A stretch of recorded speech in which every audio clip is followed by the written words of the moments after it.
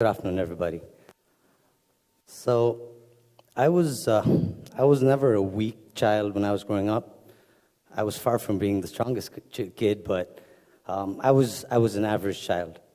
I did okay in sports and athletics, and not so much in academics.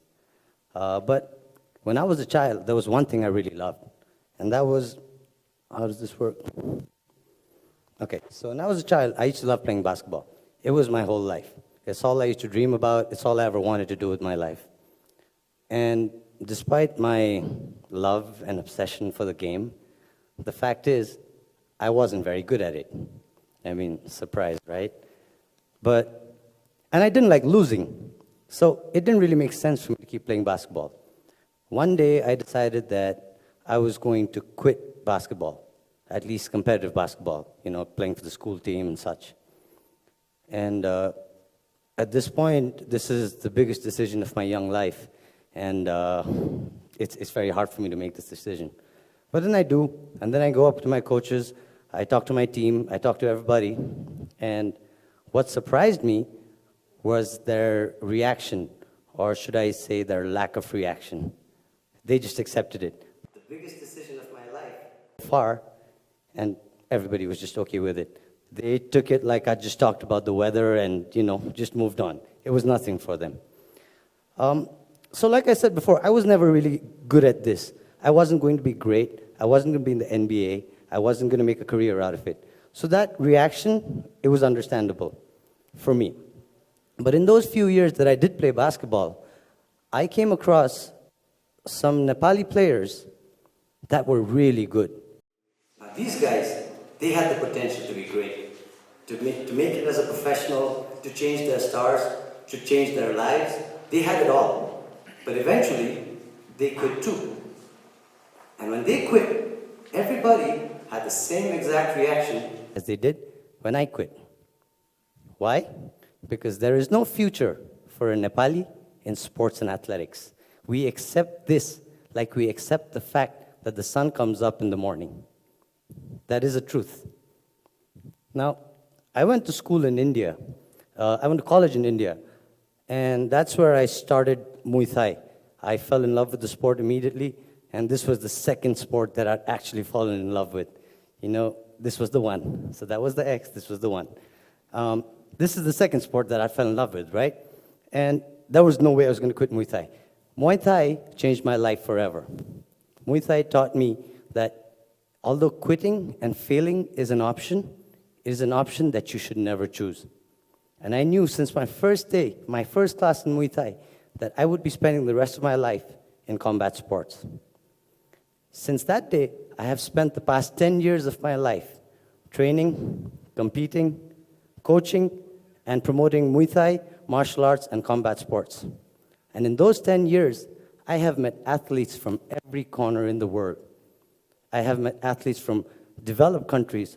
I've met athletes from underdeveloped countries. Everywhere, every corner of the world. Now, these athletes, out of them, some of them made it as a professional, some of them made it to the big stage, but most of them obviously didn't make it. And this is the truth. The window of opportunity for any athlete to make it and to make it big is very small. This is the truth. It doesn't matter where you're from. The window of opportunity is really, really small. And obviously, not everybody made it. But even when I look back and I think about the athletes that made it and the ones that didn't, everybody had a few things in common, like I said. And one thing they had in common was everybody believed from the bottom of their heart, they truly believed that they were going to not just make it, but they were going to be world champions. And if they didn't, it would never be because they are from a particular country, and for people from that country, there is no future in sports and athletics.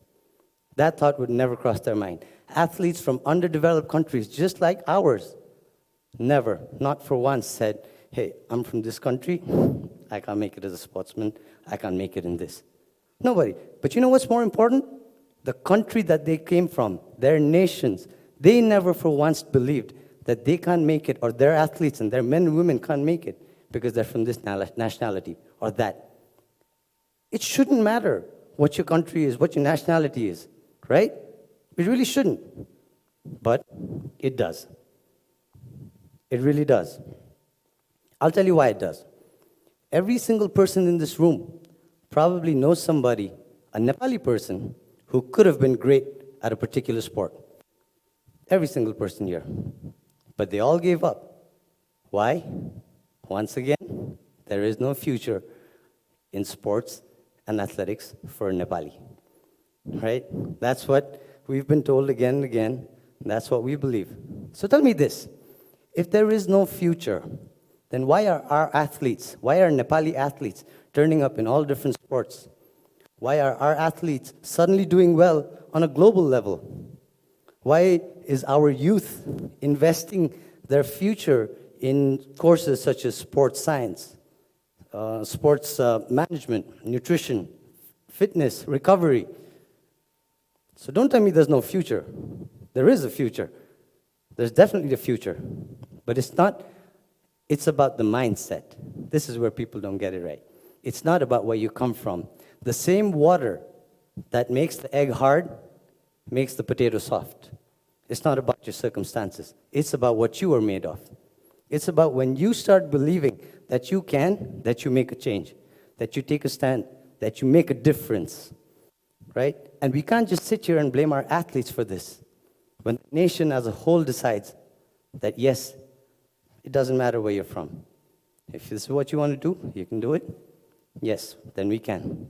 So like I said, don't tell me there's no future in sports, because there is a future in sports for Nepali people, right? But to secure that future, in order for us to make sure that that future actually happens, we have to learn from our past. We have to realize, we have to recognize that Nepal has probably lost generations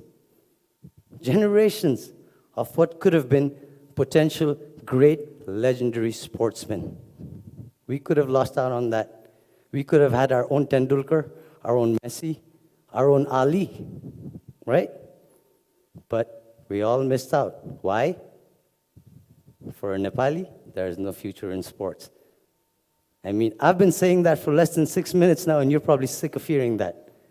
We've been hearing this for generations now. For generations. Aren't we ever going to get sick of it? Are we just going to sit here and say yes? Or are we going to make a change? Are we going to create that future?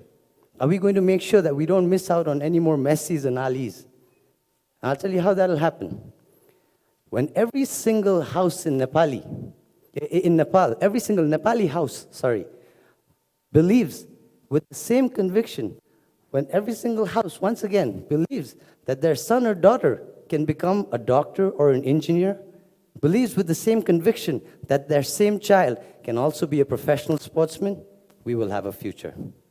When for every movie ticket you buy, you go out and you also buy a ticket to a local football or a basketball or a cricket, boxing, of course, Muay Thai fight, then there will be a future.